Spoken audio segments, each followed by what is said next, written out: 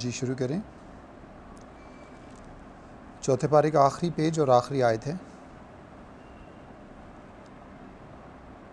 Page number 74 और आयत number 23 है। अऊज़ु बिल्लाहि मिनश शैतानिर रजीम।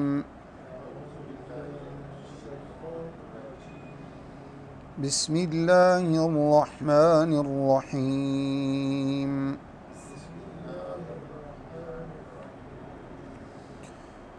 हुर्रिमत अलैकुम उम्महातुकुम व बनातुकुम व अख़वातुकुम व अम्मातुकुम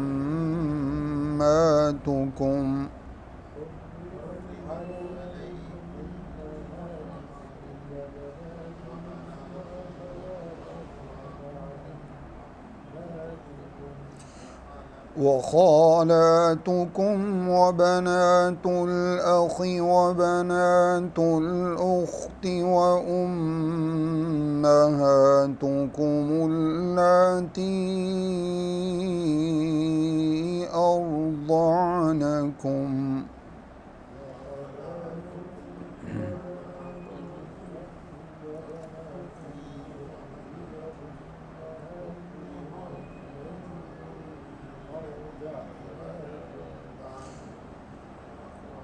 وأخواتكم من الرضاعة وأمهات نسائكم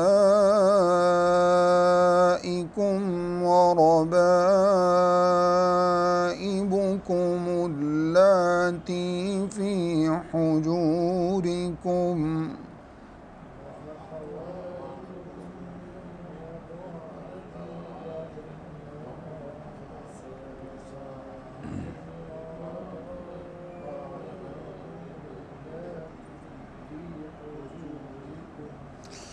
وربائبكم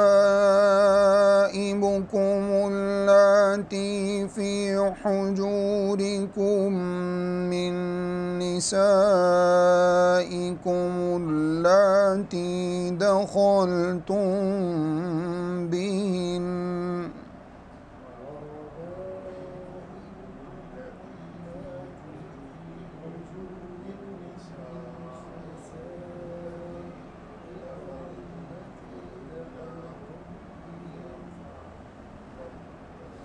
فإن لم تكونوا دخلتم بهن فلا جناح عليكم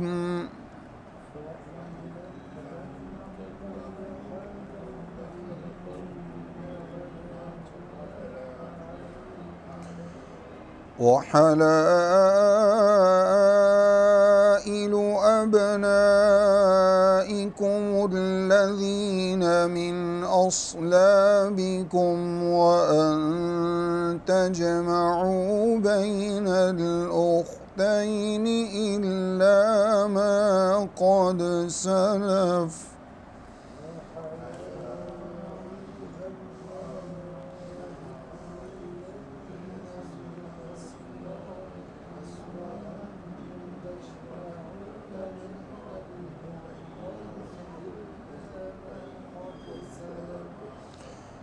إن الله كان غفورا رحيما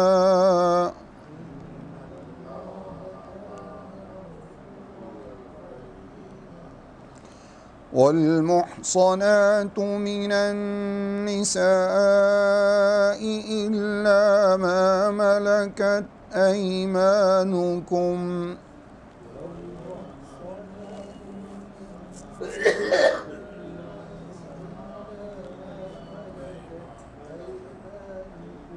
كتاب الله عليكم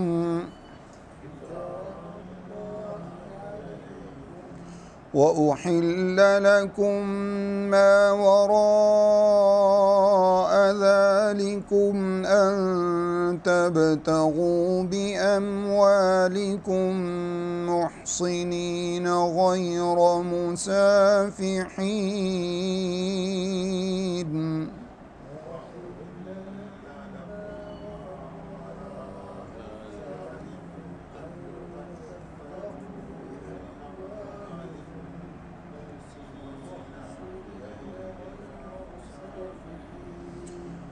फमस्तमतअतुम बिही मिनहुन्न फआतूहुन्न उजूरहुन्न फरीदा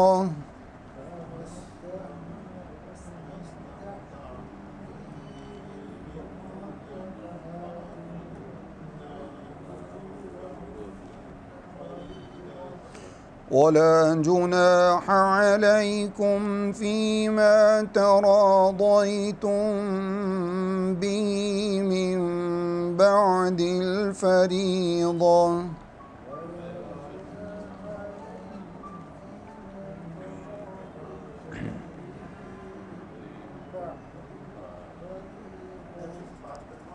इन्नल्लाह कान अलीमन हकीमा।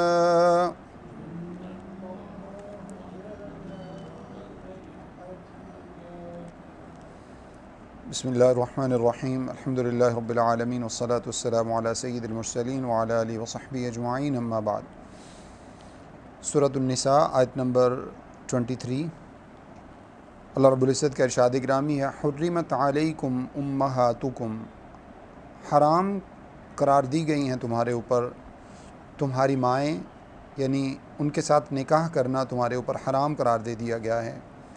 व बनातुकुम, तुम्हारी बेटियाँ, व ख़वातुकुम, तुम्हारी बहनें, व अम्मातुकुम, तुम्हारी फूफियाँ, व ख़ालातुकुम, तुम्हारी खालाएँ, व बनातुल अख़, बहनों की बेटियाँ, भाइयों की बेटियाँ, व बनातुल उख्त, और बहनों की बेटियाँ, व उम्महातुकुम अल्लाती अर्ज़अनकुम, और तुम्हारी वो माएँ जिन्होंने तुम्हें दूध पिलाया हो।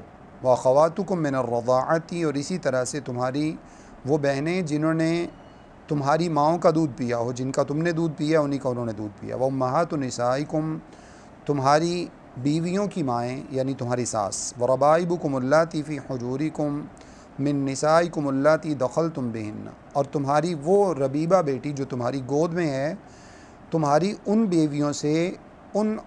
बीवियों से जिनसे तुम दुखूल कर चुके हो, जिनसे तुम रिलेशंस कायम कर चुके हो। फ़इल्लम तकूनू दखलतुम बिहिन्ना, और अगर ऐसी बीवियों से हैं जिनसे तुमने रिलेशन नहीं है तुम्हारा, फ़ला जुनाह अलैकुम, तो ऐसी औरतों की बेटियों से निकाह करने में, यानी ऐसी बीवियों की बेटियों से निकाह करने में कोई हरज नहीं है।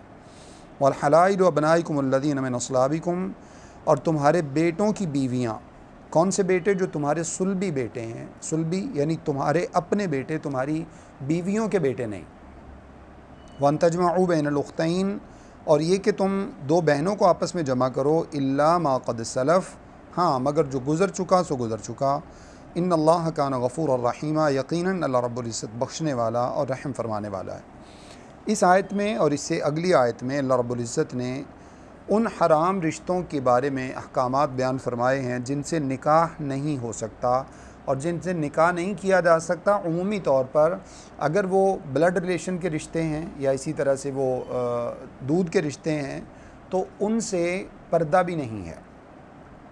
लेकिन कुछ औरतें ऐसी भी होती हैं जिनसे निकाह तो नहीं किया जा सकता, लेकिन ना उनसे ब्लड रिलेशन होता है और ना ही उनके साथ कोई दूध का रिश्ता होता है, लेकिन उनका पर्दा करना फ़र्ज़ है। जैसे तमाम अगली वाली आयत में जो पहले इब्तिदा में अल्लाह रब्बुल इज़्ज़त ने फरमाया वल मुहसनातु मिनन निसा, तमाम वो औरतें जो निकाह कर चुकी हों, यानी मुआशरे की तमाम वो औरतें जिन्होंने निकाह किया हुआ हो, ज़ाहिर है कि वो शौहर वाली औरतें हैं, वो उनके साथ तुम्हारा उस वक्त तो निकाह जायज़ है जब वो उनकी बीवियां ना हों, लेकिन जब तक वो निकाह में मौजूद हैं उस वक्त तक तुम्हारा उनसे निकाह तो नहीं हो सकता। शौहर वाली औरत से निकाह तो नहीं हो सकता ना, हराम है, लेकिन उसका पर्दा करना फ़र्ज़ है।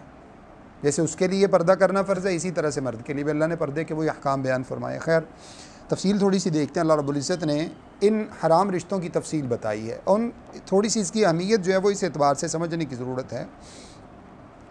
एक बात जो इस वक्त भी हमारे माशरे में अल्लाह ताला हमारे हुक्मरानों को भी हिदायत दे और अवामुन्नास में भी उन लोगों को जो इस तरह के कवानीन की हिमायत करते हैं, जो ट्रांसजेंडर जैसे कवानीन हैं, और इसी तरह से जो औरत की आज़ादी और इस तरह के मामलात होते हैं, जिसका माना बुनियादी तौर पे आसान लफ्ज़ों में आप यूँ समझ लें कि मादर पिदर आज़ादी, जिसका जहाँ जी चाहे जानवरों की तरह मुँह मारता रहे।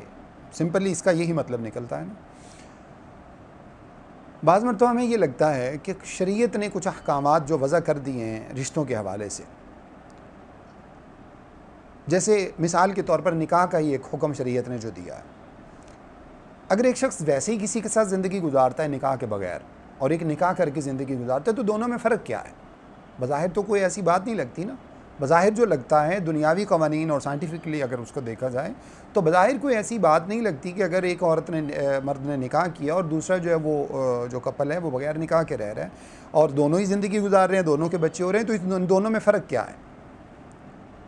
ये एक बुनियादी सी बात है जो हमें दुनियावी एतबार से, लॉजिकल और अकली एतबार से लगता है कि इसमें कोई फ़र्क की बात नहीं है। लेकिन एक चीज़ आप देखें, जो इसके मतलब आप समझ लें साइड इफ़ेक्ट्स हैं या इसके जो नुकसानात हैं, जो इसके माशरे के अंदर जो इसका मतलब एक रिज़ल्ट इसका जो सामने आता है माशरे के ऊपर, निकाह की सूरत में जब दो मियाँ बीवी आपस में वक्त गुजारते हैं और वो अपना घर बसाते हैं और ज़िंदगी गुजारते हैं, उनकी ज़िंदगी के अंदर जो खैर व बरकत होती है वो उस रिश्ते के अंदर नहीं होती जो बग़ैर निकाह के होता है, चाहे वो मुस्लिम हो या नॉन मुस्लिम हो, कोई भी हो। जो बीमारियां वहाँ पैदा होती हैं बग़ैर निकाह की वजह से, वो बीमारियां यहाँ पर नहीं पैदा होती। ये रूहानी असरात हैं अल्लाह ताला के अहकाम पर अमल करने की वजह से। अब तो खैर साइंस तकरीबन हमारे मुसलमानों को भी साइंस को देखकर कुछ हिदायत आती जा रही है कि जिस मामले की, जिस शरीयत के हुक्म की साइंस जो है ना वो उसकी तस्दीक कर देती है, वो उसको जो है ना वो हमारे लिए कबूल करना बड़ा आसान होता है। अब तो साइंस ने भी ये कह दिया। इसका मतलब है हमें अल्लाह की बात समझ में नहीं आती, साइंस हमें कहती है तो फिर हमें लगता नहीं। अब तो साइंस ने भी ये कह दिया है कि ज़मज़म का इस्तेमाल करना हर बीमारी में शिफा देता है। अब तो साइंस भी ये कहती है खजूर के इस्तेमाल करने से बीमारियां ख़त्म हो जाती हैं। अब तो साइंस भी ये कहती है कि निकाह करने में क्या फ़वाइद होते हैं। हमें ये बात अल्लाह का शुक्र अदा करना चाहिए कि कुरान और हदीस ने, अल्लाह रब्बुल इज़्ज़त ने इस्लाम की सूरत में हमें ऐसे खूबसूरत अहकाम बयान दे दिए हैं। अभी जैसे देखिए ट्रांसजेंडर के हवाले से जो मैंने आपके सामने बात की, और ये जो मादर पिदर आज़ादी है जिसमें जो शरीयत ने अहकाम सख्ती के साथ बयान फरमाए कि ये रिश्ते हराम हैं, इनसे निकाह नहीं हो सकता। दूसरे जो रिश्ते हैं उनसे निकाह करने का भी एक तरीक़ाकार है, बगैर तरीके का नहीं है कि जहाँ जिसका जी चाहे वो मुँह मार ले, हरगिज़ ऐसा नहीं है। वहाँ भी एक तरीक़ाकार है निकाह करने का।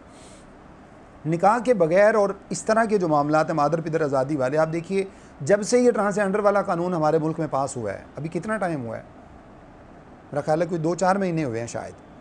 उससे पहले कोशिशें तो हो रही थी दर पर्दा, लेकिन जो है ना वो मतलब एक्सपोज उन्होंने अब किया और उसका इम्प्लीमेंटेशन अब किया। उसके बाद से सैकड़ों की तादाद में, ख़ास तौर पे आपके दारुल हुकूमत में HIV के केसेस सामने आ चुके हैं। सैकड़ों नहीं, हज़ारों की तादाद में केसेस बाकायदा हॉस्पिटल में रजिस्टर्ड हो चुके हैं। और वो ऐसी एक बीमारी है जो सिर्फ़ और सिर्फ बदकारी की सूरत में ही पैदा होती है और अभी तक उसका दुनिया के अंदर कोई इलाज नहीं है। तो यहाँ से आप अंदाज़ा लगा लें, ये आज़ादी देने का नतीजा जो है वो आपके सामने है। अल्लाह रब्बुल इज़्ज़त ने वाज़ेह तौर पर जब ये बातें इरशाद फरमाई कि ला तत्तखिज़ुल यहूद वन नसारा औलिया बअदुहुम औलिया बाज़, कभी यहूद और नसारा को अपना दोस्त ना समझना, वो तुम्हारे कभी फ़ायदे की बात नहीं करेंगे। तुमने कहाँ से सोच लिया कि तुम जो है ना वो उनसे कुछ माली मफाद हासिल करोगे और उनकी कंडीशंस को मान लोगे और उसके बाद तुम्हें जो है वो माशरती एतबार से या माशी एतबार से तुम्हें कोई फ़ायदा हो जाएगा? सवाल ही पैदा नहीं होता। ये बातें हमें पहले से सोचनी चाहिए। हमारे हुक्मरानों को अल्लाह रब्बुल इज़्ज़त हिदायत दे, उन लोगों को जो इस तरह के कवानीन की हिमायत करते हैं, चाहे वो कोई भी हुकूमत पास करती हो, किसी भी हुकूमत से उसका ताल्लुक हो, मौजूदा हुकूमत से हो, वो पहली हुकूमत से हो, वो उससे पहले से हो, किसी से भी उसका ताल्लुक हो, जिस बात को शरीयत एक्सेप्ट नहीं करती उसको किसी भी सूरत में, और अल्लाह ताला ने जो दूसरी बात इरशाद फरमाई, वमन यतवल्लहुम मिनकुम फइन्नहु मिनहुम, जो तुम में से उनसे दोस्ती रखेगा वो उन्हीं से होगा। इसका माना क्या है? एक तो इसका माना ये है कि अगर कुफ़ार से कोई शख्स अपनी मवालात रखता है, अपनी दोस्ती, अपनी जो है ना वो प्यार मोहब्बत, अपनी मवद्दत सब उनसे रखता है, तो उन्हीं में से, एक तो ये बात हो गई, मन तशब्बा बिक़ौमिन फ़हुव मिन्हुम, जो उन जैसा बनना चाहता है वो उन्हीं में से होगा। दूसरा मतलब क्या है? अगर किसी भी हुकूमत के इस तरह के इक़दामात जो शरीयत के ख़िलाफ़ है, वो सूद का मामला हो, वो ये ट्रांसजेंडर वाला मामला हो, वो माशरती मुआशी जो है हमारे बल्कि आइली जो कवानीन है, फ़ैमिली कवानीन जो हैं, इनके अंदर तब्दीली और जो है वो तरमीम का कोई मामला हो, जो शख्स इनकी खामोशी से हिमायत करता है और अपनी पार्टी को इसके बावजूद उसके उस नुक्ता नज़र से वो बरात का ऐलान नहीं करता, चाहे वो तौहीन रिसालत के कवानीन हो या दीगर इसके किस तरह के कोई भी मामले हो, ये शख्स उन्हीं के साथ है। ये खामोशी से उनकी हिमायत कर रहा है। इस वजह से इन चीज़ों से आप देखें ना, अल्लाह रब्बुल इज़्ज़त ने सूरह तौबा के अंदर एक तो बिस्मिल्लाहिर्रहमानिर्रहीम नाज़िल नहीं की, उसकी बेशुमार वजूहात मुफस्सिरीन ने बयान फरमाई हैं। एक वजह उसकी ये है कि अल्लाह ताला के गुस्से का इजहार है इस सूरत के अंदर। अल्लाह ताला ने बड़े सख्त अहकाम बयान फरमाए। दूसरी जो इब्तदाई आयत है वो क्या है, बराअतुम मिनल्लाहि व रसूली, अल्लाह और उसका रसूल मुशरिकीन से बरी हैं। ये ऐलान करना ज़रूरी है, ये ऐलान करना ज़रूरी है कि मेरा बातिल से कोई ताल्लुक़ नहीं है। हम आज जो हमारे पास एक मसला जो बुनियादी तौर पे हम दुनिया के अंदर मुसलमान होने के नाते से जिसको हमने जो है वो मसलहत का नाम दे लिया है, कंप्रोमाइज़ का नाम दे लिया, और उसकी वजह से हम क्या करते हैं, जो कोई जहाँ कहीं लगा हुआ है, जो कोई कुछ भी कर रहा है, बस उसको कहने की ज़रूरत नहीं। और ये कहने की क्या ज़रूरत है कि नहीं बस ठीक है, जो कोई भी है जहाँ है ठीक है। जैसा कि आजकल बहुत माजरत के साथ जो हमारे कुछ ऐसे ममालिक जिनको हम इस्लाम के हीरो समझते हैं और वहाँ पर इख्वानियत के नाम से यही चीज़ वहाँ राइज है, यानी उनके नज़दीक शिरक भी एक्सेप्टेबल है, उनके नज़दीक बिदअत भी एक्सेप्टेबल है, उनके नज़दीक कुफर भी एक्सेप्टेबल है। मतलब जो कोई शख्स कुछ भी कर रहा है ना, चाहे वो काफिर है, चाहे मुशरिक है, चाहे मुनाफिक है, चाहे वो बिदती है, इस्लाम के अंदर रहते हुए इस्लाम को नुकसान पहुँचा रहा है, उसके अपने ख्यालात है, छोड़ दे बस ठीक है, वो रह सकता है। मुसलमान की सोच, मोमिन की सोच अल्लाह ने फरमाया ऐसी हो ही नहीं सकती। उसके लिए बरात का ऐलान करना, ला ताल्लुक़ी का इजहार करना ज़रूरी है। जैसे तौहीद का इकरार ज़रूरी है, इसी तरह शिर्क से इनकार ज़रूरी है। जैसे हक़ का इकरार करना ज़रूरी है, इसी तरह से बातिल का इनकार करना ज़रूरी है। लिहाजा अगर कोई हुकूमत इस तरह का कोई कानून बनाती हो, हमारा उससे कोई ताल्लुक़ नहीं है, हमारी हमदर्दियाँ उस हुकूमत के साथ नहीं है जो अल्लाह और उसको रसूल के अहकामात को चैलेंज करती हो, चाहे वो कोई भी हुकूमत हो, वो पहले हो, वो बाद में हो, वो आने वाले हैं, वो मौजूदा हैं या इससे पहले जो गुजर चुके। जिन ने जो कवानीन बनाए, हमारा उन कवानीन से कोई ताल्लुक़ नहीं है। और मैं तो ये समझता हूँ कि एक मुसलमान होने के नाते से अगर कोई हुकूमत, कोई पार्टी, सियासी पार्टी या कोई हुकूमत अगर किसी अल्लाह और उसके रसूल के अहकाम को बदलने के किसी एक कानून की तरफ जाती है तो हमें टोटली उनसे ला ताल्लुक़ी का इज़हार करना चाहिए। इस्लाम और ईमान का तकाज़ा तो यही है। लिहाजा जो अल्लाह ताला ने अहकामात बयान फरमाए हैं, इनकी अज़हद पाबंदी ज़रूरी है हर सतह पे, फ़र्दर से लेकर पूरी कौम की सतह पर आप ले जाएं, मुल्क की सतह पर ले जाएं, हर जगह पर इनकी पाबंदी ज़रूरी है। और जहाँ इनकी पाबंदी होती है उसके फ़वाइद ही फ़वाइद हैं, और जहाँ इसकी पाबंदी नहीं होती, आप अपने ख़ानदान के अंदर ये पाबंदियाँ उठा के देख लें, आपको चंद दिनों के अंदर नुकसान सामने आ जाएंगे। फिर हम सारी ज़िंदगी रोते हैं, सारी ज़िंदगी हमें रोना किस बात का है। बेटी को आज़ादी दे दी, उससे पहले अच्छा कज़न्स हैं, कोई मसला नहीं है, कोई फ़र्क नहीं पड़ता। वो कज़न्स की जो है ना वो इजाज़त हमने दी, और आगे कज़न दर कज़न जो हैं वो फर्स्ट सेकंड थर्ड और पता नहीं कौन कौन से कज़न वो सारे उसने ख़ुद बना लिए, और ये रिश्ते ही ख़त्म कर दिए। खाला क्या होती हैं, फुफ्फो क्या होती हैं, ममानी क्या होती हैं, और जो है ना वो मतलब बाकी जो हलाल रिश्ते हैं वो सब हमने ख़त्म ही कर दिए। किसी को कज़न्स के अंदर समो दिया, किसी को अंकल के अंदर समो दिया, और वो तमाम की तमाम जो मफासिद और नुकसानात थे यूरोपीय माशरे के, मगरबी माशरे के, वो सारे के सारे हमारे माशरे में आ गए। और उसका नुकसान क्या निकलता है, हम आंखें बंद करके रखते हैं और ये समझते हैं कि नहीं हमारी बेटी ऐसी नहीं है और हमारा बेटा ऐसा नहीं है, और उसके बाद जब हमें रोना पड़ता है तो फिर हम कहते हैं नहीं हमसे बस थोड़ी सी गलती हो गई, थोड़ा सा ये हो गया, थोड़ा सा वो हो गया, ये थोड़ा सा नहीं हुआ। और इसी तरह से जो एक और हमारी सोच है, छोटे छोटे बच्चे हैं, हम उनके अंदर ये अवेयरनेस पैदा नहीं करते। एक आप देखें दूसरी तरफ यूरोप अपनी जगह गलत है, ये सब कुछ अपने मामलात, वो नॉन मुस्लिम है, काफिर हैं, वहाँ पर बच्चों के साथ एजुकेशन में हर चीज़ ओपनली उनके सामने बयान की जाती है। हमें क्या मसला है, हमें क्या मसला है, हमें ऐसी हया आड़े आती है, यकीन फरमाएं जहाँ हया करनी चाहिए वहाँ पर अपने बच्चों को बेहयाई की खुली छुट्टी देते हैं। जहाँ हया करनी चाहिए वहाँ खुली छुट्टी है।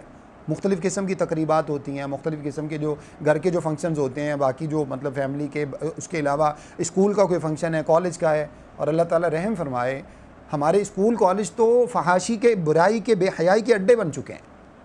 मतलब अब मैं पहले भी ये बात आपके सामने कई मरतबा कह चुका हूँ, ये कौन सी एजुकेशन और जो है ना वो आप तालीम बच्चों को दे रहे हैं कि उसका हर कॉन्वोकेशन में सबसे बड़ी जो मतलब परफॉर्मेंस होती है वो ये होती है कि लड़के लड़कियाँ नाच रहे हैं, जिसका सीधा सा मतलब ये है कि आपने उन बच्चों को पूरा साल डांस सिखाया। भाई आपने अगर उनको साइंस पढ़ाई है ना, तो साइंसी इजादात आपके बच्चे दिखाएं, परफॉर्म करें कि हमने ये दिखाया, हमने ये बनाया, ये ईजाद किया हमने। अगर आपने उनको मेडिकल पढ़ाया है तो आपके बच्चे जो है ना वो कोई मेडिकल रिसर्च आपके सामने लाएं। मिसाल के तौर पर बुखारी के तलबा 8 साल के बाद, 10 साल के बाद फ़ारिग होते हैं मदारिस से। जब वो फ़ारिग होते हैं तो क्या कर रहे होते हैं, उनकी तकरीब क्या होती है, तमाम के तमाम उलमा बन के रुमाल पहन कर उलमा के सामने बैठे आखिरी हदीस का दर्स, आखिरी हदीस उनके सामने सुनाते हैं। यानी इब्तदा से इन्नमल अमालु बिन्नियात से शुरू हुए थे, छोटी छोटी किताबों से बढ़ते बढ़ते पूरे कुरान का तर्जुमा पढ़ा, तफसीरें पढ़ी, अहादीस पढ़ी, छोटी अहादीस से शुरू किया, छोटी छोटी किताबों से करते करते हदीस में भी सबसे आखिरी और ऑथेंटिक तरीन किताब बुखारी तक पहुँच गए। कुरान मजीद में भी तमाम तफासिर पढ़ ली। जब पढ़ने के बाद अब क्या हुआ, जब उनकी जो है ना वो तकरीब होती है, तो उस तकरीब के अंदर उनको इस बात पर एजाज़ात दिए जाते हैं, उनको अप्रिशिएट किया जाता है, उनको मुबारकबादें दी जाती हैं कि अब आप प्रॉपर आलिम दीन बन गए हैं और अब आप लोगों की रहनुमाई का काम कर सकते हैं। समझ तो आया ना, आपने 10 साल 11 साल जो पढ़ाया है, कम से कम उसी चीज़ को उन्होंने ला के आपके सामने परफॉर्म किया है। ये अजीब पढ़ाई है, मुझे तो आज तक समझ नहीं आई। और अलियाज़ुबिल्लाह मिन ज़ालिक होता क्या जा रहा है, इनफैक्ट जो हमारी माशरे के अंदर हो रहा है, तालीमी इदारों के अंदर, वो क्या निस्बतन जैसे जैसे हम आगे बढ़ते जा रहे हैं ना, हमारी बहू बेटियां जो हमारी बच्चियां वहाँ पढ़ रही हैं, उनके लिबास मुख्तसर से मुख्तसर होते जा रहे हैं। आए दिन किसी यूनिवर्सिटी के अंदर, कॉन्वोकेशन के अंदर क्या हो रहा है, बेहयाई की इंतहा होती जा रही है। ला हौला वला कुव्वता इल्ला बिल्लाह। और इसके बावजूद हमें इतराज़ सारे का सारा मौलवियों के ऊपर है। ये सारा मौलवियों ने किया है। हुजूर किसी यूनिवर्सिटी के अंदर कोई मौलवी नहीं पढ़ाता, मौलवी सारे मदारिस में पढ़ाते हैं। और अगर कोई भूल चूक से कोई वहाँ चला भी जाता है तो उसकी सुनने वाला कोई नहीं होता। इन रिश्तों की पाबंदियाँ हर जगह पे ज़रूरी हैं। अगर इनकी पाबंदियाँ होंगी, आप यकीन कीजिए आपके माशरे के अंदर शरीयत की किसी एक हुक्म को आप ज़िंदगी का हिस्सा बना लें, आप उसकी बरक़ात अपने घर के अंदर देख लेंगे, आप अपनी ज़ात में देख लेंगे, अपने माशरे में देख लेंगे, अपने जो है वो पूरे मुल्क और अपने हर जगह पर उसके असरात आप देख सकते हैं। तो इस वजह से इन पाबंदियों का अज़हद क़याम किया जाना, कायम किया जाना हमारे जो है ना वो इंडिविजुअली हमें ज़रूरत है उसकी, इनफरादी तौर पर, माशरती तौर पर, कौमी तौर पर, हर जगह पर इन पाबंदियों का जो है वो पास होना ज़रूरी है। अब अहकामात देखिए जो अल्लाह रब्बुल इज़्ज़त ने इरशाद फरमाया। अल्लाह ताला ने हराम रिश्तों की तफसीलात जो बयान फरमाया सबसे पहले तुम्हारी माओं के साथ निकाह करना हराम है। इससे पहले हमने माओं से मुतालिक थोड़ा सा हुक्म पढ़ा था, आपको याद होगा कि पहले मुआशरे में क्या होता था, औरत को चूँकि अपनी घर की प्रॉपर्टी समझा जाता था, इस वजह से माओं से भी निकाह करने में दरेग नहीं समझा जाता था, उनसे भी निकाह कर लिया जाता था। और आपको पता है मगरबी मुआशरे में आज भी औरत की कोई कैद नहीं है, वहाँ पर भी माओं के साथ भी निकाह हो जाते हैं, औरत होनी चाहिए बस, खलास, अलियाज़ुबिल्लाह मिन ज़ालिक। उसके बाद अल्लाह ने फरमाया तुम्हारी माएँ तुम्हारे ऊपर हराम हैं, व बनातुकुम तुम्हारी बेटियाँ तुम्हारे ऊपर हराम हैं, व अख़वातुकुम तुम्हारी बहनें तुम्हारे ऊपर हराम हैं, व अम्मातुकुम तुम्हारी फूफियाँ तुम्हारे ऊपर हराम हैं, व खालातुकुम तुम्हारी खालाएँ तुम्हारे ऊपर हराम हैं, व बनातुल अख़ और इसी तरह से तुम्हारी जो भाइयों की बेटियां जिनको हम भांजियाँ कहते हैं, भतीजियाँ कहते हैं, भतीजियाँ तुम्हारे ऊपर हराम है, उनसे निकाह नहीं किया जा सकता।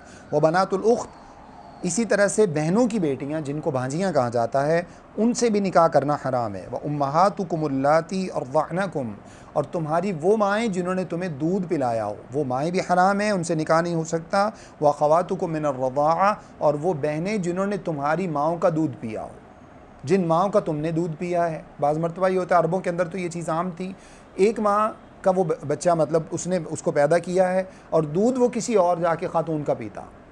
अब होता क्या है, जैसे उसी औरत का दूध किसी और बच्ची ने भी पी रखा है जो इस बच्चे की बहन नहीं है, यानी इसकी ब्लड रिलेशन इसके साथ नहीं था, उसी औरत का इसने भी दूध पी रखा है। अब दोनों बच्चों ने अपनी माँ का दूध नहीं पिया, लेकिन इस बीच के रिश्ते की वजह से ये दोनों सगे बहन भाइयों की तरह हो गए, अब इनका निकाह नहीं हो सकता। अल्लाह के नबी सल्लल्लाहु अलैहि वसल्लम के सामने खबर ऐसी लाई गई, अल्लाह के रसूल को बताया गया कि अल्लाह के रसूल, मैंने एक सहाबी ने अर्ज़ किया, अल्लाह के रसूल मैंने एक औरत से निकाह किया और मुझे किसी और औरत ने बताया कि इसने तो उसी औरत का दूध पिया जिसका तुमने पिया है।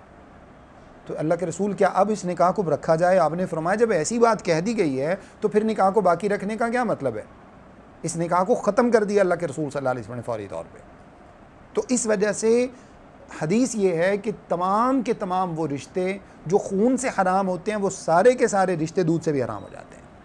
हाँ, रज़ात कितनी होगी, किस वक़्त की होगी, उसमें थोड़ा सा इख्तलाफ मौजूद है। लेकिन अगर जैसा कि आम तौर पे छोटे बच्चों को जब दूध पिलाया जाता है, 4-6 महीने के लिए छोड़ दिया जाता है दूध पीने के लिए, ये रज़ात तो सीधी जो है ना वो मतलब रिश्तों को हराम करार देती ही है। इसके बाद अल्लाह ने फरमाया व अख़वातुकुम मिनर रज़ाअति तुम्हारी वो बहनें जिन्होंने तुम्हारे माओं का दूध पिया हो, व उम्महातु निसाइकुम और तुम्हारी व उम्महातु निसाइकुम और इसी तरह से तुम्हारी बीवियों की माएँ यानी सास तुम्हारी, उनके साथ भी निकाह करना हराम है। व रबाइबुकुम अल्लाती फ़ी हुजूरिकुम मिन निसाइकुम अल्लाती दख़लतुम बिहिन तुम्हारी वो बेटियाँ जो तुम्हारी सगी बेटियाँ नहीं हैं, तुम्हारी बीवियों की बेटियाँ हैं, यानी किसी ऐसी औरत से तुमने निकाह किया जो पहले से शादीशुदा थी और उसकी बच्चियां भी हैं, वो अब तुम्हारी गोद में आ गई हैं। अब गोद में आने के बाद भी अल्लाह ताला ने फरमाया कंडीशन है, कंडीशन ये है कि निकाह करने के बाद तुम्हारा रिलेशन अगर उनके साथ कायम हो चुका है तो फिर तो उनकी बेटियां तुम्हारे ऊपर हराम हो गई हैं। लेकिन अगर रिलेशन नहीं हुआ और निकाह होते ही तलाक हो गई, निकाह होते ही तलाक हो गई, या फ़र्ज़ कीजिए वो औरत फौत हो गई, वो दुनिया से चली गई, कोई इस तरह का मसला बना, तो अब रिलेशन कायम ही नहीं हुआ, कुछ इस तरह का मामला हो गया, तो अब उस औरत की बेटी तुम्हारे लिए एक आम औरत की तरह ही है, ठीक है, उसके साथ निकाह किया जा सकता है। तो अल्लाह ने फरमाया वरबाइबुकुम अल्लाती फ़ी हुजूरिकुम मिन निसाइकुम अल्लाती दखलतुम बिहिन्ना, वो औरतें, वो तुम्हारी जो है ना वो रबीबा बेटियाँ तुम्हारी गोद में आने वाली जो तुम्हारी पहली बीवियों से हैं, जिनसे तुम ताल्लुक़ कायम कर चुके हो, वो तो हराम है। फ़इल्लम तकूनु दखलतुम बिहिन्ना फ़ला जुनाह अलैकुम, और अगर तुमने उनसे ताल्लुक़ कायम नहीं किया है तो फिर उनसे निकाह करने में कोई हरज की बात नहीं। व हलाइलु अबनाइकुम अल्लज़ीना मिन अस्लाबिकुम, और इसी तरह से तुम्हारे बेटों की बीवियाँ, मिन अस्लाबिकुम तुम्हारे सुलबी बेटों की बीवियाँ, जिसका माना क्या निकला, अगर तुम्हारी पहली वाली तुम्हारी बाद वाली बीवी जो अभी जिससे तुमने निकाह किया बाद में, उस औरत का भी बेटा मौजूद है, तुम्हारे अपने बेटी की जो बीवी है वो तो तुम्हारे लिए बेटी जैसी हो गई, वो तो हराम हो गई ना जो बहू है, और एक ऐसा बेटा जो तुम्हारा नहीं है, तुम्हारी बीवी का बेटा है, बीवी का बेटा है, और उसने जो है वो किसी दूसरी जगह शादी, ज़ाहिर है कि उसने किसी जगह शादी कर रखी है, जहाँ उसने शादी कर रखी है वो उस औरत को अगर तलाक हो जाती है तो इस मर्द को इस बात की इजाज़त है कि उसके साथ ये निकाह कर सकता है, चूँकि वो औरत, वो जो मतलब बहू है वो इसकी वो वाली बहू नहीं है जो इसके अपने सुलभी बेटे की बहू है। वन तजमाऊ बैनल उख्तैन, और इसी तरह से अल्लाह ने फरमाया कि दो बहनों को बैक वक़्त निकाह में जमा नहीं किया जा सकता। ये चीज़ कुरान के अंदर मौजूद है, और हदीस में अल्लाह के नबी सल्लल्लाहु अलैहि वसल्लम ने इरशाद फरमाया फुफ्फी और भतीजी को भी जमा नहीं किया जा सकता, खाला और भांजी को भी जमा नहीं किया जा सकता। जैसे दो बहनों को जमा करना हराम है निकाह में, यानी जिस औरत से शादी की उसी की, जिसको हम साली कहते हैं हमारे माशरे में, जिसको साली कहा जाता है, सिस्टर इन लॉ जो होती है, सिस्टर इन लॉ से भी शादी नहीं की जा सकती जब तक ये औरत आपके निकाह में मौजूद है। और अगर ये औरत निकाह से निकल जाती है तो फिर इसकी बहन से भी शादी जायज़ है, फिर इसकी खाला से भी शादी जायज़ है, फिर इसकी फुफ्फो से भी शादी जायज़ है, निकाह करना जायज़ है, इल्ला मा क़द सलफ़, लेकिन इससे पहले जो कुछ हो चुका था अल्लाह ने माफ़ फरमा दिया। इन्नल्लाह कान गफ़ूरुर रहीमा, यकीनन अल्लाह रब्बुल इज़्ज़त बख्शने वाले और रहम फरमाने वाले हैं। अगली आयत का भी तर्जुमा पढ़ लें। वल मुहसनातु मिनन निसा, इसी तरह से वो औरतें, वल मुहसनातु मिनन निसा तमाम शादीशुदा औरतें, निकाह वाली औरतें, वो भी तुम्हारे ऊपर हराम हैं, इल्ला मा मलकत ऐमानुकुम, हाँ मगर जिनके तुम्हारे दाएं हाथ मालिक हों, यानी लौंडियाँ, वो तुम्हारे ऊपर हराम नहीं है, उनसे तुम इस्तिमता फ़ायदा उठा सकते हो, लेकिन उसका भी तरीक़ाकार है, ऐसे नहीं। किताब अल्लाह अलैकुम, ये अल्लाह का हुक्म है तुम्हारे लिए, व उहिल्ला लकुम मा वराअ ज़ालिकुम, ये जो ख़वातीन जिनका ज़िक्र कर दिया गया है इनके अलावा बाकी ख़वातीन से निकाह करना तुम्हारे लिए जायज़ है। अन तबतगू बिअम्वालिकुम मुहसिनीन गैर मुसाफ़िहीन, कि तुम वहाँ पर अपने मालों के ज़रिए माल ख़र्च करो, और माल ख़र्च करके यानी हक़ महर दो और निकाह कर लो, गैर मुसाफ़िहीन, लेकिन बेहयाई शहवत रानी मकसद ना हो, सिर्फ़ वक्ती फ़ायदा उठाना मकसूद ना हो। फ़मस्तमतअतुम बिही मिनहुन्ना, अब जो तुम उनसे फ़ायदा उठाते हो, फ़आतूहुन्ना उजूरहुन्ना फ़रीज़ा, तो उनकी उजरत फ़र्ज़ी तौर पर तुम्हें अदा करनी। उजरत से मुराद यहाँ पर बुनियादी तौर पर क्या है, उजरत से मुराद यहाँ पर हक़ महर है, हक़ महर उनका अदा करना ज़रूरी है। वला जुनाह अलैकुम फ़ीमा तराज़यतुम बिही मिन बअदिल फ़रीज़ा, और तुम्हारे ऊपर कोई हरज की बात नहीं कि आपस में अगर तुम उस जो हक़ महर तुमने तय किया है वो बीवी छोड़ दें, तुम जो है ना वो उसको एक्स्ट्रा दे दो, इसमें कोई हरज की बात नहीं है, किसी भी तरह से किया जा सकता है। इन्नल्लाह कान अलीमन हकीमा, यकीनन अल्लाह रब्बुल इज़्ज़त जानने वाला और हिकमत वाला है। इस आयत को थोड़ा सा समझ लीजिए। इब्तिदा में अल्लाह रब्बुल इज़्ज़त ने इरशाद फरमाया कि तमाम निकाह वाली औरतें तुम्हारे ऊपर हराम हैं। जिस औरत से निकाह आम हालात में किया जा सकता है, आम हालात में निकाह उससे किया जा सकता है, लेकिन उसका निकाह अगर दूसरी जगह मौजूद है तो वो औरत दूसरे मर्द के ऊपर हराम है। इसके अंदर शरीयत की बड़ी हिकमतें हैं। इस औरत के साथ निकाह करना हराम है, लेकिन ये औरत हर उस शख्स से पर्दा करेगी जिनके बारे में पीछे बता दिया गया, जो उसके महरम रिश्तेदार नहीं है, जो उसके लिए गैर महरम है, यानी जिसके साथ ये बात याद रख लीजिए, कुछ मुहर्रमात होती हैं जिनको मुहर्रमात अब्दिया कहा जाता है। ये इब्तिदा में जो अल्लाह रब्बुल इज़्ज़त ने बयान फरमाई ना, जैसे माँ है, जैसे बेटी है, जैसे फूफी है, जैसे खाला है, जैसे भांजी है, भतीजी है, ये तमाम मुहर्रमात अब्दिया हैं, हमेशा के लिए हराम है, इनसे कभी निकाह नहीं हो सकता। कुछ होती है मुहर्रमात वक्तिया, वक्ती तौर पे जिनसे निकाह नहीं हो सकता। मुहर्रमात वक्तिया में ये औरत भी मुहर्रमात वक्तिया में शामिल है, जब तक ये निकाह वाली है तब तक इससे निकाह नहीं हो सकता। इसी तरह से ससुराली रिश्ते जो होते हैं, इनमें जो इसकी मतलब बीवी की जो माँ है वो तो मुहर्रमात अब्दी हो गई, उससे तो निकाह नहीं हो सकता। लेकिन जो दीगर ख़वातीन हैं, जैसे साली है, इसकी बीवी की जो खाला है, बीवी की भांजी है, बीवी की फूफो, बीवी की भतीजी, इनसे निकाह वक्ती तौर पर तो हराम है जब तक ये औरत आपके निकाह में मौजूद है। लेकिन अगर ये किसी वजह से निकाह से निकल जाती है और निकाह से निकलने के बाद अब उन तमाम औरतों से निकाह किया जा सकता है, इसकी खाला से, इसकी फूफो से, इसकी भतीजी से, इसकी भांजी से और इसकी बहन से भी, लेकिन माँ से नहीं। वो मुहर्रमात अब्दिया के अंदर शामिल है। तो ये औरत जो दीगर निकाह वाली औरतें हैं, ये तमाम की तमाम औरतें मुहर्रमात वक्तिया हैं जिसके साथ किसी भी हालत में निकाह किया जा सकता हो। ये बात समझ लीजिए कि उसूली छोटी सी बात है, जिसके साथ किसी भी हालत में निकाह करना जायज़ और हलाल हो, उससे औरत के लिए पर्दा करना फ़र्ज़ है, वो मर्द के लिए गैर महरम है। किसी भी सूरत में जिसके साथ निकाह हो सकता है, इससे पर्दा करना फ़र्ज़ है। अब इसके बाद अल्लाह रब्बुल इज़्ज़त ने इरशाद फरमाया इल्ला मा मलकत ऐमानुकुम, वो औरतें, वो लौंडियाँ जो तुम्हारे पास या तो जंग की सूरत में आई हों या इससे पहले जो ग़ुलाम बनाने का सिलसिला पहली उम्मतों के अंदर मौजूद था, नबी सल्लल्लाहु अलैहि वसल्लम के दौर में भी मौजूद था, फिर आहिस्ता आहिस्ता इस्लाम ने उसकी हौसला शिकनी की और आहिस्ता आहिस्ता वो सिलसिला ख़त्म हो गया। आज भी अफ्रीका के बाज़ ममालिक के अंदर इसी तरह की ग़ुलामी की ज़िंदगी मौजूद है। ऐसी औरतें जो ग़ुलाम दर ग़ुलाम चलती आ रही हों और किसी ने बेचा और आपने ख़रीद लिया, या किसी जगह से तोहफ़े में भी इस तरह की औरतें आमतौर पर दी जाती हैं वहाँ पर जहाँ पर ग़ुलामी का सिस्टम मौजूद हो। अगरचे इस्लाम ने इसकी हौसला शिकनी की है, इस ग़ुलामी वाले तसव्वुर की, लेकिन अगर किसी जगह पर ऐसा सिस्टम राइज है तो उसका सलूशन भी इस्लाम ने दिया है, उसका सलूशन भी इस्लाम ने दिया। अच्छा, यहाँ पर अब ये बात समझने की ज़रूरत है, बुनियादी तौर पे इस्लाम के अंदर जो बुनियादी तौर पे इन ख़वातीन के आने का जो मरकज़ है वो असल में जिहाद है। जिहाद से ऐसी ख़वातीन हासिल होती हैं जो मतलब लौंडियाँ बनती हैं और जिनको जो है वो आगे मुसलमानों के माल गनीमत की तरह तकसीम किया जाता है। ये औरतें उमूमी तौर पर मर्दों के लिए हलाल नहीं है कि जो जहाँ चाहे जैसे चाहे उससे फ़ायदा उठा ले, हरगिज़ ऐसा नहीं है। बल्कि जब तक ये औरत माल गनीमत के तौर पर अमीर के पास जमा नहीं करा दी जाती और उसके बाद वो तकसीम में किसी के हिस्से में नहीं आ जाती, तब तक उससे फ़ायदा उठाना जायज़ नहीं है। इसी तरह से अगर ये औरत जो है वो मिसाल के तौर पर जब लौंडियाँ बन के आई, जब जंग से ख़वातीन हासिल हुई कैदियों के तौर पर, तो इनका इस्तिबराए रहम ज़रूरी है। इस्तिबराए रहम का माना यह है कि उनकी प्रेगनेंसी के मामलात को चेक किया जाना ज़रूरी है।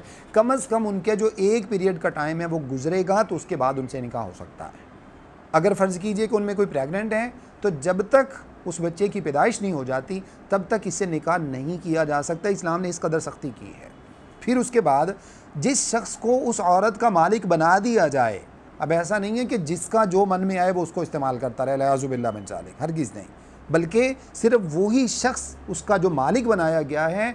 बाप मालिक है तो सिर्फ बाप बेटा नहीं, बेटा उससे फ़ायदा नहीं उठा सकता। इस तरह का काम वो सारे उससे ले सकता है, घरेलू जैसे आमतौर पे मेड्स काम करती हैं उनसे वो सारे काम ले सकता है, लेकिन जो रिलेशन है वो सिर्फ उससे, जिस बाप के हिस्से में आई है सिर्फ वो बाप उससे अपना रिलेशन कायम कर सकता है, निकाह के अलावा भी। और अगर वो निकाह कर लेता है, फ़र्ज़ कीजिए, फिर तो उसकी बीवी हो गई ना, आज़ाद करके निकाह कर लेता है, फिर वो आम औरत की तरह हो गई। अगर उसने निकाह नहीं किया और उससे औलाद पैदा हो गई तो ये अरबों के यहाँ उम्मे वलद कहलाती थी, ये अरबों के यहाँ उम्मे वलद कहलाती थी। और इस शख्स के फौत होने के बाद ये ऑटोमेटिकली आज़ाद हो जाती थी, खुद ब खुद आज़ाद हो जाती थी। अब इसके बच्चों में से कोई ग़ुलाम नहीं बनता था। तो ये औरत सिर्फ इन हालात में इसके साथ फ़ायदा उठाना जायज़ है, निकाह के अलावा भी और निकाह के साथ भी। अच्छा, अब आ जाइए थोड़ा सा दूसरी तरफ बात को समझने के लिए। हमारे तमाम जो मगरबी सोचों के लोग हैं उन सबको इस्लाम के इस कानून के ऊपर एतराज़ है। अच्छा, ये तो औरत का इस्तेहसाल है। जब ग़ुलामी में उसका इस्तेहसाल हो रहा था तब आपको ये क़वानीन याद नहीं आए? जब उसका इस्तेहसाल किया जा रहा था और जहाँ पर उसको प्रॉपर्टी समझा जा रहा था और 20-20, 40-40 मर्द एक औरत से फ़ायदा उठा रहे थे, लियाज़ुबिल्लाह मिन ज़ालिक, उस वक़्त आपको ये क़वानीन याद नहीं आए? इस्लाम ने तो उसको महदूद कर दिया है, उसकी पाबंदियाँ लगा दी हैं, उसके ऊपर कंडीशंस लगा दी हैं। इसी तरह से जिहाद से जो ख़वातीन हासिल होती हैं, अब ज़रा देखिए यूरोपी जो कल्चर है, जो मगरबी कल्चर है, इस्लाम के अलावा जो कल्चर है, उसके अंदर क्या होता है, जो इस तरह की ख़वातीन कैदी बन के आती हैं उनको बेगार कैंप्स में छोड़ दिया जाता है। बेगार कैंप्स में छोड़ने के बाद अब तमाम के तमाम जो सोल्जर्स होते हैं, तमाम जो आर्मी के जो फ़ौज के लोग होते हैं, तमाम जो उनके मालिक बनाए जाते हैं, जो उनके ऊपर मुहाफ़िज़ के तौर पर छोड़े जाते हैं, लियाज़ुबिल्लाह मिन ज़ालिक, उन औरतों का ज़िंदा रहना अजीरन कर दिया जाता है। यहाँ पर तो इस्लाम ने उसको तहफ़्फ़ुज़ दिया है। फ़र्ज़ कीजिए कि इस्लाम अगर इन औरतों को ऐसे ही छोड़ देता, ऐसे ही छोड़ देता, यानी ये कानून साजी जो इस्लाम ने की है, अगर इन औरतों के बारे में इस्लाम नहीं करता तो नताइज आप सोच सकते हैं क्या निकलते। ये औरतें रहती तो इसी माशरे में ना, कैदी बनकर आई हैं। किसी का शौहर दुनिया से चला गया है, किसी का भाई दुनिया से चला गया है, कोई किसी तरह से, अब ये कैदी बन के आई हैं। 1000-1500 की तादाद में ख़वातीन हैं। और ये जो ख़वातीन हैं ये जनाब कैदी बन के आए। बाज़ लोगों ने कहा नहीं, ये सिर्फ जंग के साथ ख़ास है, उसके अलावा नहीं किया जा सकता। जैसे जो मुनकिरीन हदीस हैं, जो कुरान पाक का इनकार करते हैं, उन्होंने इस तरह की कंडीशन लगाने की कोशिश की है। तो इब्तिदा में इस्लाम के जो अहकामात हैं, इसका मतलब ये है कि आम हालात में, अब जैसे मिसाल के तौर पर जंग के साथ अगर इन हालात को ख़ास किया जाता और आम हालात में इसकी इजाज़त नहीं दी जाती, तो आम हालात में फ़र्ज़ कीजिए कि यही जो ग़ुलामी वाला सिस्टम है, उससे अगर ख़वातीन जो है ना वो इस तरह की सूरत हाल में आ जाती हैं, तो फिर इसका क्या सलूशन है? उनको ऐसे मुआशरे में आज़ाद छोड़ दिया जाए। और आज़ाद छोड़ने का जो नुकसान है वो क्या होगा? जैसे कि हमारा मुआशरा है जहाँ पर किसी तरह की कोई कैदोबंद नहीं है, कोई पाबंदी नहीं है, कुछ नहीं है, अलियादु बिल्लाह मिन ज़ालिक, तो वहाँ पर क्या होता है, ये तमाम की तमाम औरतें मुआशरे के अंदर बिगाड़ का सबब बनती। शरीयत ने क्या किया? इस औरत को प्रोटेक्शन दी है, इसके खाने पीने का बंदोबस्त किया है। जो मालिक, इसका मालिक बना दिया जाता है शरई एतबार से, अब उसका खाना पीना, उसका नान व नफ़्का, उसकी ज़रूरियात को पूरा करना, उसके सारे मामलात करना इसकी ज़िम्मेदारी है। अब ये औरत तमाम लोगों की खेती नहीं है, अलियाज़ु बिल्लाह मिन ज़ालिक। लिहाजा इस्लाम की इन हिकमतों को समझने की ज़रूरत है। जहाँ कानून साजी नहीं है वहाँ कोई एतराज़ नहीं है, और जहाँ कानून साजी हो जाती है इस्लाम की सूरत में, वहाँ पर इन लिबरल्स को, सेकुलर्स को और इन जो आज़ाद सोचों के और मगरबी सोचों के लोग हैं, वहाँ पर इनको एतराज़ात शुरू हो जाते हैं। तो इस वजह से इस चीज़ को समझने की ज़रूरत है। इसके बाद अल्लाह ने फरमाया कि इनके अलावा जो बाकी ख़वातीन हैं उनके साथ तुम्हारा निकाह करना हलाल है, वो तुम्हारे लिए हलाल है। और उसका भी तरीका ये है कि निकाह करने की कुछ शराइत हैं। सबसे पहली जो शराइत हैं वो क्या है? सबसे पहली जो शर्त है वो क्या है? ईजाब व कबूल। ईजाब व कबूल का माना दोनों की रज़ामंदी ज़रूरी है, मर्द की भी औरत की भी। फिर उसके साथ हक़ महर की शर्त इसी कुरान मजीद के अंदर ही, यहाँ पर इसी आयत के अंदर अल्लाह रब्बुल इज़्ज़त ने बयान फरमाई है, हक़ महर की शर्त उसके साथ ज़रूरी है। फिर उस निकाह का ऐलान किया जाना ज़रूरी है, बेशक वो जो है ना वो उसके अंदर ही हो, अपनी फैमिली के अंदर ही क्यों ना हो, निकाह का ऐलान किया जाना ज़रूरी है। जैसे बाज़ लोग दूसरा निकाह करते हैं और उसको बिल्कुल ही छुपा देते हैं। मुआशरे के एतबार से, हालात के एतबार से, ऐसे लोगों से उसको छुपाए जाने में कोई हरज की बात नहीं है जो क़यामत उठा सकते हैं। लेकिन कम अज़ कम फैमिली के अंदर उसका ऐलान किया जाना, 2 गवाह उसके लिए ज़रूरी हैं, जो सही हदीस के अंदर अल्लाह के नबी सल्लल्लाहु अलैहि वसल्लम ने बयान फरमाए, 2 गवाह उसके लिए ज़रूरी हैं, ऐलान ज़रूरी है। इसी तरह से ख़ातून के लिए, जैसे अगली आयत में अल्लाह रब्बुल इज़्ज़त ने इरशाद फरमाया, फ़नकिहुहुन्ना बिइज़्नि अहलिहिन्ना, उनके अहल से, उनके मालिकों से इजाज़त के बगैर निकाह नहीं है। ये लौंडी के लिए हुक्म अल्लाह रब्बुल इज़्ज़त ने बयान फरमाया। सही हदीस में अल्लाह के नबी सल्लल्लाहु अलैहि वसल्लम ने इरशाद फरमाया, ला निकाह इल्ला बिवलिय्यिन, औरत का वली के बगैर निकाह नहीं है। और अय्युम अमरातिन नकाहत बिगैर इज़्नि वलिय्यिहा फ़निकाहुहा बातिलुन फ़निकाहुहा बातिलुन फ़निकाहुहा बातिलुन, वो औरत जो बगैर वली की इजाज़त के निकाह करती है उसका निकाह बातिल है, उसका निकाह बातिल है, उसका निकाह बातिल है। तमाम कोर्ट मैरिज हराम है, सादा सी बात है, तमाम कोर्ट मैरिज हराम है। हर वो छुपी हुई शादी जिसमें लड़की के वली की इजाज़त शामिल ना हो वो शादी हराम है, वो शादी नहीं है, वो बदकारी है। सादा सा इसका शरीयत की रूह से ये मतलब है। औरत के लिए, मर्द के लिए दीगर अहकाम भी उसके साथ हैं, और मर्द औरत के लिए ये हुक्म साथ में ज़रूरी है कि अगर उसका वली इजाज़त नहीं देता, और अगर फ़र्ज़ कीजिए किसी का वली ही ना हो, बहाना साजी ना हो, वली मौजूद है, जानबूझ के उसे इजाज़त लेना नहीं चाहती, पता है कि इजाज़त नहीं देगा। हाँ, औलिया को भी चाहिए, जो वली हैं उनको भी चाहिए कि वो मुनासिब रिश्तों में इनकार ना करें। जहाँ रिश्ता करें उनकी रज़ामंदी के मुताबिक रिश्ता करें, उसके बगैर रिश्ता ना करें। लेकिन जब वो उनके लिए एक अच्छा मामला सोचते हैं तो फिर ऐसी सूरत में औरत वली के बगैर निकाह नहीं कर सकती। और फ़र्ज़ कीजिए कि अगर उसका वली इस तरह का है तो फिर उसको चाहिए कि जैसे महल्ले में आम तौर पे कोई पंचायती सिस्टम होता है, कहीं पर कोई यूनियन का सिस्टम मौजूद है, जैसे हमारे मतलब इलाकों के अंदर जिस तरह का भी टूटा फूटा कुछ ना कुछ तो निज़ाम मौजूद है ना, यूनियन काउंसिल्स का निज़ाम है, बाकी जो है ना वो थाने कचहरी का निज़ाम मौजूद है। फिर वहाँ जाकर वो अपनी दरख्वास्त दे और वहाँ से उसका कोई वली बन जाए, यानी उसका जो काजी और हाकिम होगा वो उसका वली बनेगा। और वली के बगैर औरत किसी सूरत में निकाह नहीं कर सकती, ये उसके लिए शर्त है। इसके बाद अल्लाह ने फरमाया कि जब तुम उनसे जो फ़ायदा उठाते हो उसके बदले में तुम्हारे लिए हक़ महर देना ज़रूरी है। इससे बुनियादी तौर पे जो मुराद है वो तो हक़ महर है। लेकिन बाज़ लोगों ने यहाँ से निकाह मुता की इजाज़त निकालने की कोशिश की है। निकाह मुता के मामले में थोड़ा सा ये समझ लें कि एक जो है ना वो कंट्रोवर्शियल मामला है। अल्लाह के नबी सल्लल्लाहु अलैहि वसल्लम के अहद मुबारक में वक्ती तौर पर इसकी इजाज़त दी गई थी। खैबर के मौका पर इजाज़त थी, फ़तह मक्का के मौका पर इजाज़त दी गई, इसी तरह से ग़ज़वा तबूक के मौका पर इसकी इजाज़त दी गई थी, लेकिन वो वक्ती था। जैसे बाद सहाबा ने कहा, अल्लाह के रसूल सल्लल्लाहु अलैहि वसल्लम लंबे सफ़र थे, खुराकें उनकी उस तरह की थी, अकेले जो है ना वो इस तरह के रहना उनका मामला था। उन्होंने कहा अल्लाह के रसूल सल्लल्लाहु अलैहि वसल्लम अगर आप इजाज़त दें तो हम अपने आप को खस्सी कर लें। खस्सी करने का माना कि अपनी मर्दानगी और शहवाती जो सिलसिला है वो हम ख़त्म करा दें। अल्लाह के रसूल सल्लल्लाहु अलैहि वसल्लम फरमाया नहीं, इसकी इजाज़त नहीं है, अलबत्ता तुम निकाह मुता कर सकते हो। निकाह मुता की सूरत क्या होती है कि किसी औरत के साथ कुछ तय करके उसके साथ निकाह कर लिया जाए, और निकाह करने के बाद जो है ना उसकी मुद्दत आम कम से कम 3 दिन है, और 3 दिन से ज़्यादा फिर उस मुद्दत को जितना भी बढ़ाया जा सकता था। लेकिन अब निकाह मुता हराम है। नबी सल्लल्लाहु अलैहि वसल्लम ने उसके बाद फ़तह मक्का के बाद इस निकाह मुता को कुल्ली तौर पर हज्जतुल वदा के मौका पर तो कुल्ली तौर पर अल्लाह के रसूल सल्लल्लाहु अलैहि वसल्लम ने इस निकाह को हराम करार दे दिया। अब निकाह मुता की कोई गुंजाइश नहीं है। बाज़ सहाबा जिन तक ये ख़बर नहीं पहुँची थी उनमें से बाज़ के कुछ ना कुछ अक़वाल इस तरह के मिलते हैं, लेकिन उन्होंने किया नहीं है।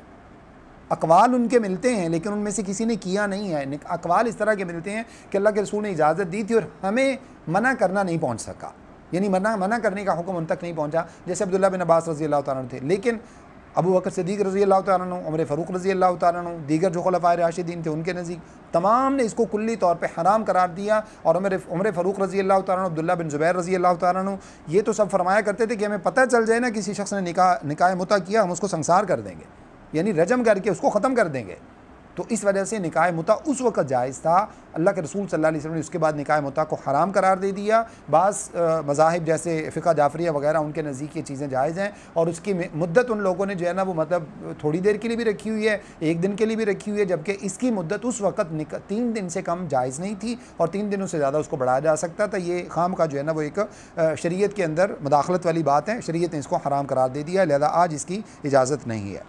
इसके बाद अल्लाह ने फरमाया वला जुनाहा अलैकुम फ़ीमा तराज़ीतुम बिही मिन बादिल फ़रीज़ा, और हक़ महर के मामले में दोनों तरफ से फ़रीक़ैन को इजाज़त है। अगर औरत साहिबे इस्तिताअत है और वो देखती है कि मेरा शौहर जो है वो हक़ महर देने के काबिल नहीं है, दे चुका है और अब उसको ज़रूरत है, तो वो अपना हक़ महर उसको माफ़ भी कर सकती है। इसी तरह से अगर मर्द जो है वो अल्लाह ताला ने उसको इस्तिताअत दे रखी है और जो उसने हक़ महर मुकर्रर कर लिया है, उस मुकर्ररा हक़ महर से ज़्यादा भी उसको दे सकता है। इसमें कोई हरज की बात नहीं है। दोनों में से जो चाहे एक दूसरे को माफ़ कर सकता है, इसमें कोई हरज की बात नहीं है। लेकिन जो मुकर्रर किया होगा वो औरत का हिस्सा है। अगर उसका मुतालबा करती है या मुतालबा नहीं भी करती तो मर्द को चाहिए कि वो उसको लाज़मी तौर पर अदा करे। इन्नल्लाह काना अलीमन हकीमा, यकीनन अल्लाह ताला जानने वाले और हिकमत वाले हैं। अल्लाह से दुआ कि जो कुछ मैंने आपके सामने बयान किया मुझे और आप सबको समझने अमल करने की तौफीक अता। जी बिल्कुल करते हैं।